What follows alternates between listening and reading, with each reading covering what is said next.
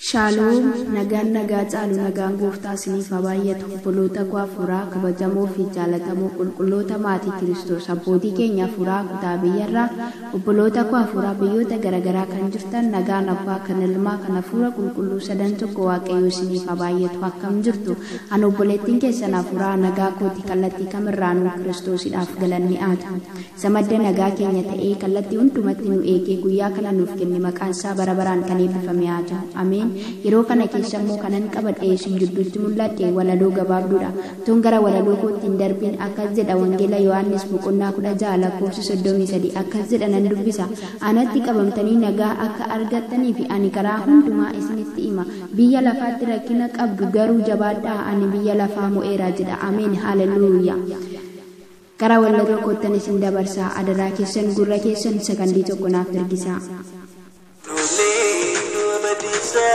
Yomu garanko sitina jisa anabuteta garuma baye ulman kenumu suralakahe asina nole akkas jedha mata dureen walaloo kootii harki waaqayyoo guutuudha jedha.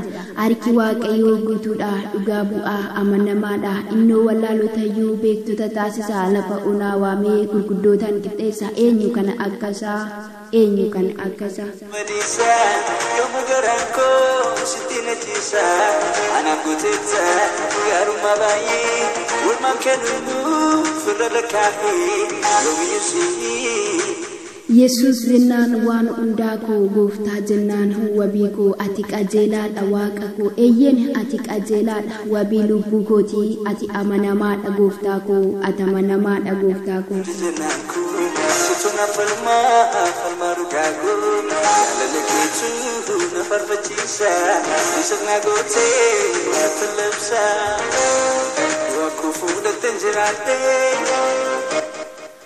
Ofirrattan arge ayyaana isaa kanaaf keessi koo isa jajataa boqonnaa kanaaf ta'e isa kan hin jijjiiramne yeroo hundumaa jaalallee dhugaa kan amanamaa kanaaf ta'e Kiristoos qofa kanaaf ta'e Kiristoos qofa.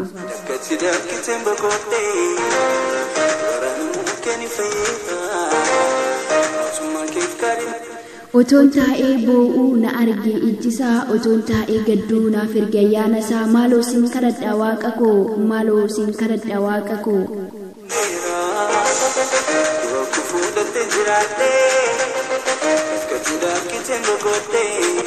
Yaa waaqa koo yaa gooftaa koo na fayyisi cubbuu koo irraa eeyyen si gaddisiiseera nan beeka si gaddisiiseera nan beeka anoo waan hundumaa dhiiseen si duukaa bu'aa bara jireenya koo guutuu siif kenneera bara jireenya koo guutuu siif kenneera.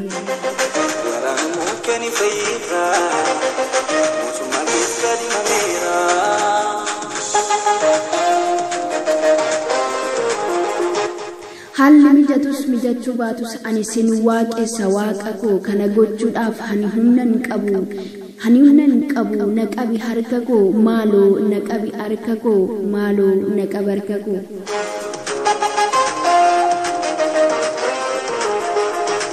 Ansiini kan jiraate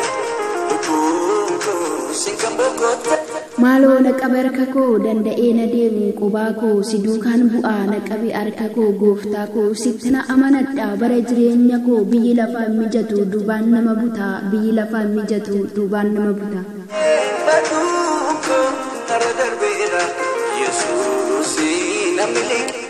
Si malee mijatu jiruun biyya lafaatu si malee mijatu jiruun biyya lafaatu maaloo na bira hin darbe.